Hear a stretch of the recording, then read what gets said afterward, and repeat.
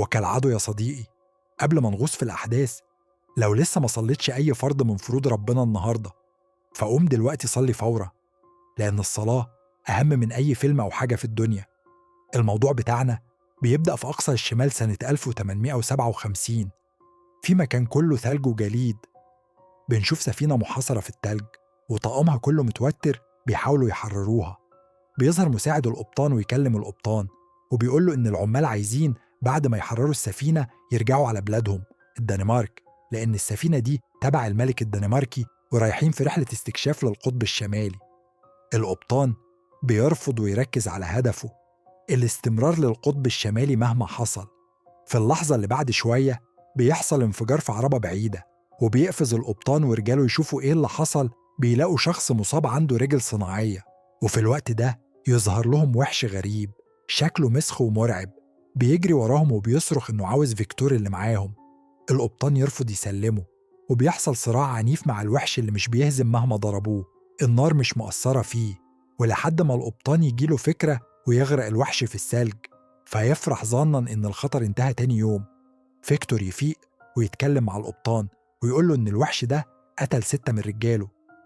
القبطان يستوعب إن الوحش ده صنعه فيكتور نفسه، وإنه بيدور على فيكتور مش على أي حد تاني. فيكتور يطلب من القبطان إنه لما الوحش يرجع يسلمه إياه بنفسه، والقبطان يوافق.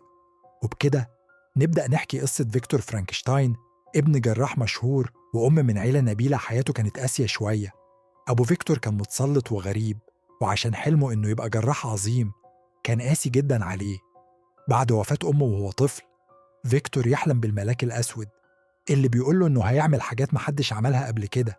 الحلم ده بيشعل حماسه إنه يغير العالم ويتغلب على الموت، ويبدأ رحلته في دراسة الطب والعلوم. كبر فيكتور ودخل كلية الطب الملكية، وقدم تجربة مذهلة أمام المعلمين. نجح في إعادة الحياة لكائن مكون من أعضاء بشرية متعددة، صعقهم بالكهرباء، وكان الكائن شبه الزومبي وقادر يتحرك. الكل كان مصدوم، والمدرسين طردوه لأنه يلعب دور الله. فيكتور يتعرف على هارنشي، نبيل غني اللي كان شايف مشروعه فرصة عظيمة، ووافق يدعمه بالمال والجثث اللازمة لتجربة فيكتور. التجربة الأولى كانت فاشلة، والوحش اللي صنعه كان ضعيف، لا بيتكلم ولا بيعرف يتحرك كويس.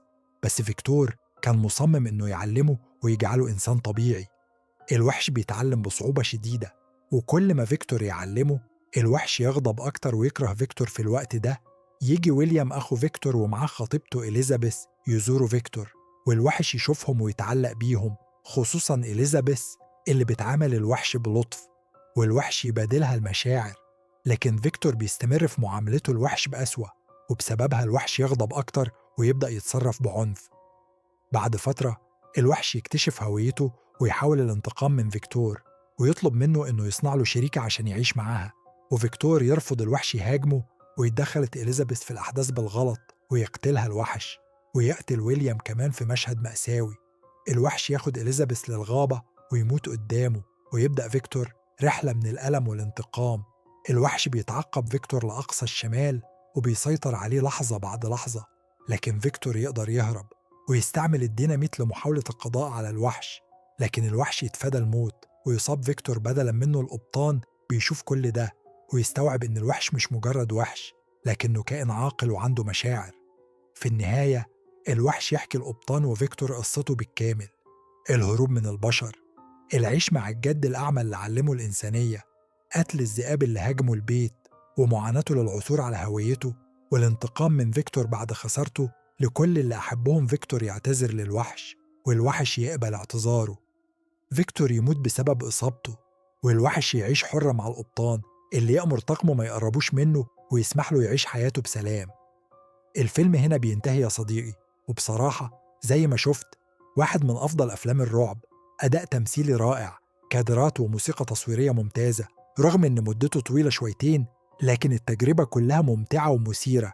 ولحد هنا بتنتهي أحداث فيلمنا النهاردة. استنوني بقى في فيديوهات وملخصات جديدة. سلام.